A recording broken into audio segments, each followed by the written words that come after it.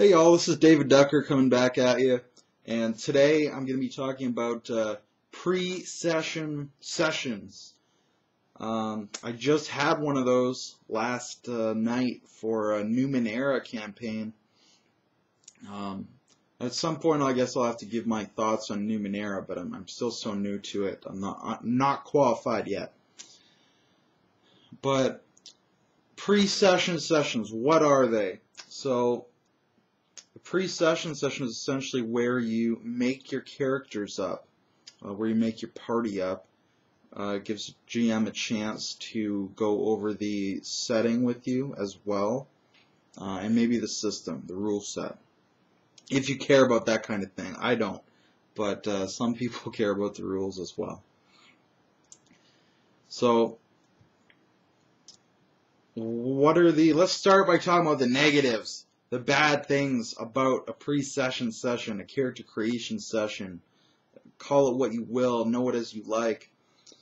But the bad things about it are, first of all, it's a haven of metagaming. They were kind of making fun of me because I wouldn't tell them anything about my character. And I wouldn't tell the GM anything about my character in front of them because I don't want them to know. I want them to experience my character firsthand when he's fully fleshed out and created. I don't want to know anything about their characters until we're actually in the game either. And then I can ask them, what do you look like? And, what do you move like? What are you wearing? How do you have your hair cut? Do you have any scars on your face? Tattoos, perhaps.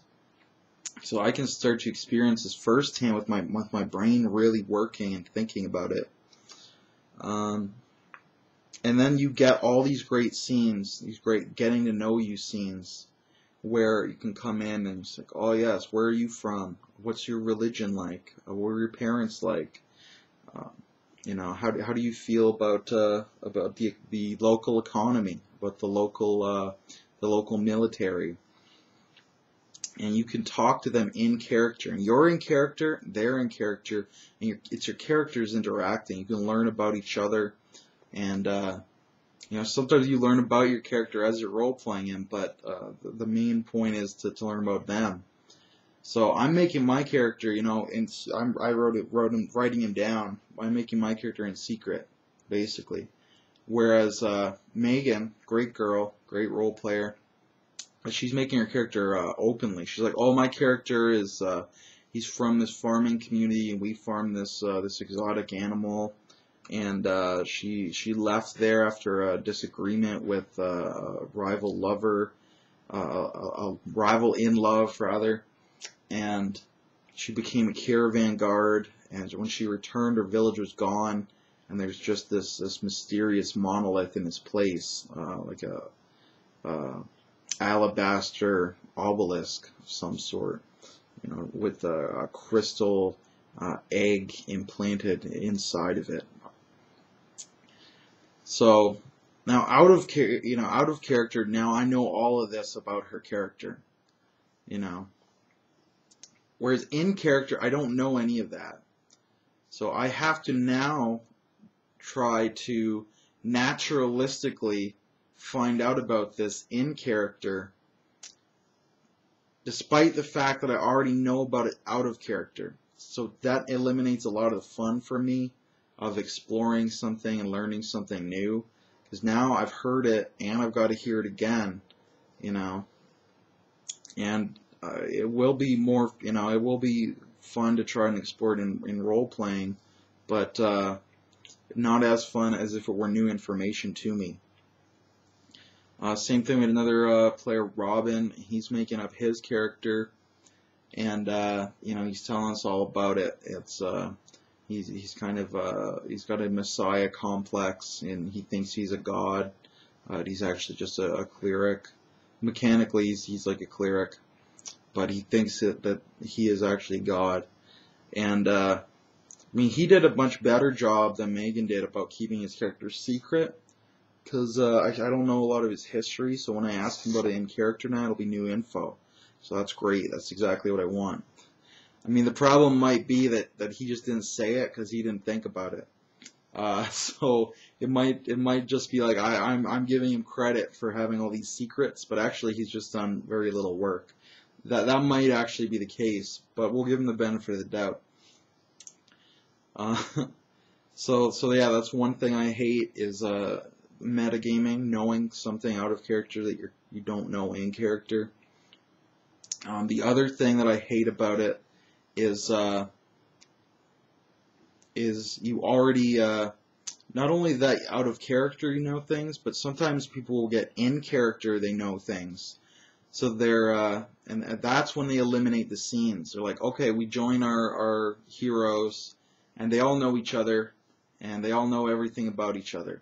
So now you're not metagaming, which is good, but you're losing out on all those great scenes again that I talked about getting to know each other in character, building the trust, building the friendship in character. Actually, when my character did show up, he really didn't get along with Megan's character. Megan and I, we really hit it off. I think she's great, but our characters really didn't like each other, which was great. I love that because we can now slowly build a friendship between our characters. So yeah, I don't like the metagaming aspect. I don't like when characters already know each other, unless it's some kind of conceit of the game. And sometimes it can get in the way of a unified theme. Like, I like to have every party that I put together has a reason to be together. Usually that's because they're all members of the same organization, like the Van Helsing Society of Monster Hunters, or they're all members of the Republic Space Navy, or they're all members of the Temple of Ra, or whatever it is that unifies them. So it can be an organization. It could also be an event, like maybe their village. They come from the same village, and it was destroyed, and they're the survivors of that. So that kind of has bonded them together. Or it could be they were all at this certain battle, and something catastrophic happened magically, and they were the only survivors again. Maybe everyone else was transformed into radioactive ghouls by an atomic explosion, and they are the survivors who didn't. And maybe one of them is slowly turning into a ghoul, though. It's just much more slow than it happened to everyone else. So you could do a great gimmick like that. But I like there to be a reason for them to be together rather than just, metagaming and saying, oh, well, we're the player characters. Player characters, they all hang out together. That really bugs me. It's illogical. Like, again, like, look at my character who didn't get along with Megan's character. If there wasn't a reason for us to be together, I would just leave, or she would leave, or we kill each other. In character, our characters would kill each other.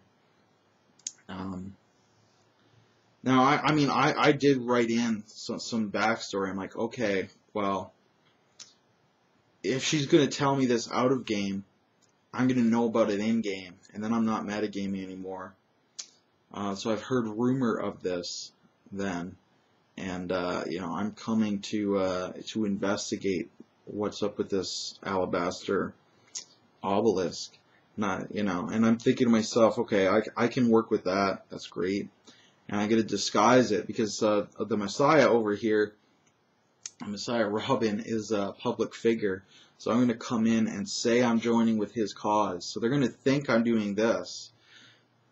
But I'm actually interested in Megan's character. So it's kind of a smokescreen, which I love because it keeps everyone off balance. Because, like I said, when you make characters in secret, you get to have secrets. You get to be mysterious.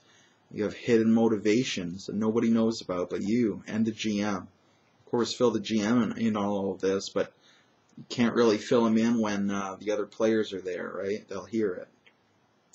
So that's fine. I'm going to send the GM email with all that good information. So those are the negatives, the cons of open character creation, or the pre-session session, as it were. What are the benefits? Well, I wouldn't have, until just a few weeks ago, I would have said there are no benefits. All you do is lose. And that's because I've had bad experiences with metagaming, with losing those cool scenes, with the party not being unified in their goals, or at least in their organization somehow. So, but we did start our Song of Ice and Fire game. That's our Game of Thrones game, which we're calling Return of the Runefangs. And I've got some session recaps up for that if you want to see how it's going.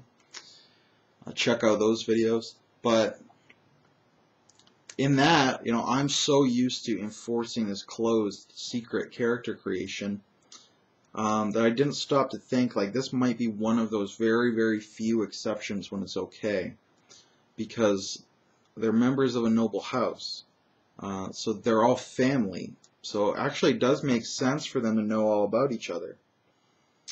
So I enforced this closed character creation, and we did get great separate stories, but we had to kind of mash them together. And usually you have to mash them together a little bit, but because they're a family, they really have to be tight and squeezed in together. So with the convoluted, they each had their own like timelines and family trees, and bashing them all together resulted in Charles and Rick's characters being the great uncles of Mike's characters. So there's this big generation gap, which is fine, but I don't think it would have resulted from open creation. So in this one instance, and I'm sure there are probably a couple others, open would have actually been better. And my bias against it might have hurt the game a little bit. I was just thinking about that, and we were doing the Numenera creation, and I thought this would be a good discussion topic. I'm looking forward to if you have any comments below. I'd love to read them, love to respond. But I think those are basically my thoughts. So generally, it's great to have all those intro scenes, but sometimes it really makes sense for your characters to already know each other, like if they're all a family. And in that case, open creation can actually be very good, because open creation can be fun. It's just, I often find it takes away from the actual in-game story and role-playing value. So think about what tool is going to suit best the task at hand, and use that tool. Don't fall into traps of habit like I did. The game is going to be fine. It's going to be quite excellent, but maybe it could have been a little better. That's my whole philosophy. How can we make this a little bit better? And if you say that every single session, and you get a little better every session, it's not going to take long for you to have that grade A game, be the MVP of your scene for RPGs.